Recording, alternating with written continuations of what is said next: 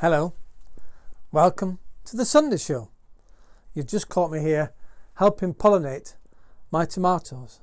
Yes, give them a little shake. It'll wake them up and hopefully they'll produce some beautiful, delicious and soon, when we get some more sun, ripe tomatoes. Well, hello. Cheers. Oh, that's very nice. Well, here I am, sat amongst where the potatoes used to be. I'm slightly disappointed in the potatoes. There aren't as many as I thought there were going to be. However, it's the first time I've grown them in bulk like that. They were probably too close together. They had bolted. I mean, the stems were, massive. But also, looking back, I remember they were attacked by frost early on, and so maybe that didn't help. But we've got some potatoes, so that's fine. We're now going to forget about the potatoes, because what are we going to put in here? Well, of course, I have to plant my lettuce. I've had nowhere to put them, and so these will come out. These are individual lettuces, and so we'll get a full lettuce, not just ones that grow for leaves, which is rather lovely. And well, over here I have red cabbage in this one, and we have broccoli in this one. Now, as I said earlier, it's not too late to sow still. So look, I'm going to put some Swedes in. I've got time to do that. Broccoli seeds, get those in still. Of course, beetroot, get some more of that in. More lettuce. That'll keep going and going and going. In fact, the lettuce in the greenhouse I could keep all through winter. And again, a different style of beetroot. So there's still time to grow stuff. And get it in your tubs, planters, even in cups. You could grow lettuce in that, believe it or not. And well, it'll taste really beautiful. Today's veg of the day is turnips. Yes, turnips. Now, we're talking all things turnips today, and in front of me here, well, is a turnip, and I've let it go a little bit because I like my turnips quite small, and this, well, it's gone completely wild. So I'm going to move the cameras around and let's do some digging up, shall we? And then we'll talk all things turnips. So here I am, about to dig my turnip up. Now, let's reveal, shall we, for the cameras? Look at the size of that. Let's see if we can get it up. It's like that. I might have to have my...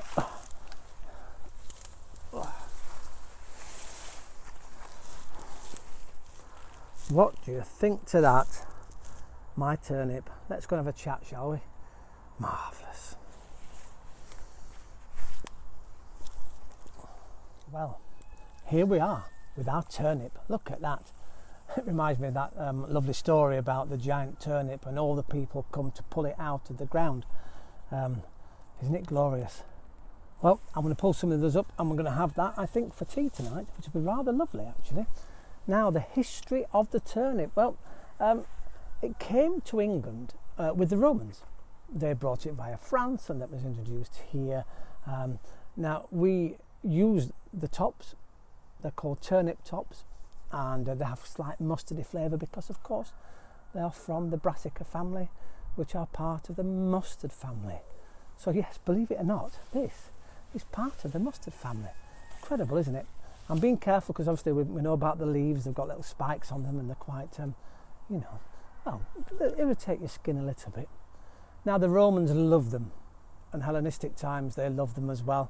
In fact, believe it or not, and I could see this happening, take the tops off that, this was a renowned weapon.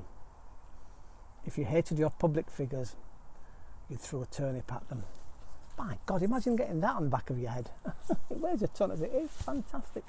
And, well, in the 15th century here in this country, if you were called a turnip eater, it meant really that you're nothing more than a country bumpkin. In fact, Charles Dickens used a turnip as an insult in his books. Yes, if you were something called a turnip, you were almost a perfect idiot. Which is not nice, is it? But, So the history of these things, it has a lovely flavour to it. But also, I think when it gets this big, though, however, it can be a little sharp and a little very strong flavour, so you're better off picking them a bit smaller than this. I've got quite a few in there, so I'm going to go and I'll pick those up. So yes, all the way back from Roman times. In fact, in India they had it about the 15th century, but they'd grow it on until it flowered, and then they'd use the flowers from this as oil, from the seeds. So yeah, lots of people love a good old turnip. In World War One, German citizens had to turn to the turnip to survive. Their crops had failed, and the only thing that they had were turnips, and so some very helpful person wrote a book called Turnips as Potatoes and How to Cook Them, and it became, well, a lifesaver for those over there.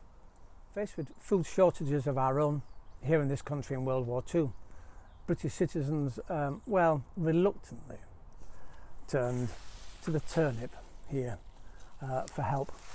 And well, the turnip's crowning glory came when a French chef called Francois Latreille, a master chef at the London Savoy Hotel, he named a pie called the Walton pie, and well, it was named for Lord Walton, who was head of the Ministry of Food apparently.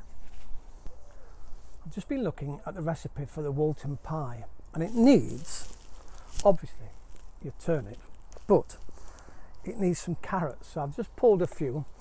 These were too close together anyway, they had to come out, and look, I think there's enough lovely little carrots there, and they're absolutely delicious when they're this size.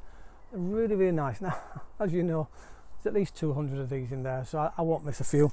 And of course, well, potatoes. So I might have a go at making a Walton pie.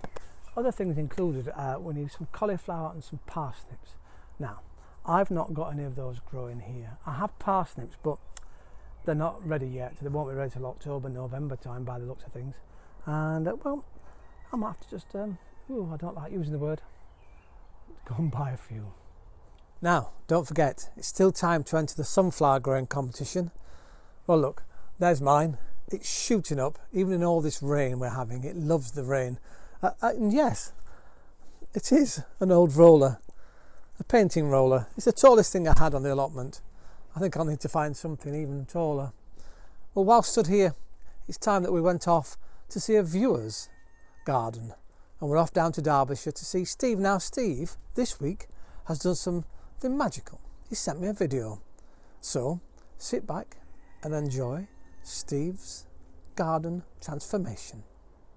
We come to this little patch that was the lawn, a bit chaotic at the moment, but believe it or not, in there we've got radish, some leeks, potatoes, you can see the flower in there, kale, purple sprouting, beans again down there, dwarf raw beans in there. I thought I'd try for fun. They're developing beans at the moment. Underneath there, the rain's flattened it a bit, but underneath there you've got carrot, and behind them 2 pyramids of kidney beans. So there you are. Steve, that was absolutely joyous. Thank you. And what an amazing transformation from just a lawn into the most beautiful vegetable patch. Your veggies are shooting up. You've got loads of things, lots of potatoes, the carrots are coming, and it's just magical to see. So thank you once again for sending those in. And by the way, you're all getting very brave, aren't you? We're having photographs now. Steve's done a little video. Come on, if you want to join in, just send me a message, and you can send me your beautiful videos or even photographs via Messenger. So come on, let's see what we're growing around the country. And here I am, stood amongst, well, my other sunflowers, and guess what? I've got a surprise for you. We have our first sunflower, and well, he's a little shy, so we'll get a close-up. He's facing the other way for some reason. See you in a minute. Look at this beautiful sunflower, another one. And we've got one here, well, I think it needs supporting, because look at that. It's getting a bit heavy for the bank. I'm here because, well, we're off to see another garden. Well, just a few items from Mike and Amy down in Derbyshire. And, well, they're looking glorious. Look at that sweet corn. It's coming up slowly. And you've got courgettes in there. And somewhere hidden there, I think we can see some pumpkins. Good luck with yours. All of mine have failed. thanks once again to Steve, to Mike and to Amy for your pictures. Cheers. Well, what was the answer to the true or false section last week about this, the humble potato? And so, the 28th of July, 1586, Sir Thomas Harriot introduced the potato into this country. It was brought from a colony established by Sir Walter Raleigh in North Carolina in the Americas. So if you guessed true, you're right. And congratulations to Ben, by the way, down in Derby. You're the first person to send me a text message. Well done all. Here we have our first sunflower. I'll try and turn it round for you. There you go. Look at that. Wait till the sun comes out and that opens up. And the bees will love it. And inside there we have magical seeds.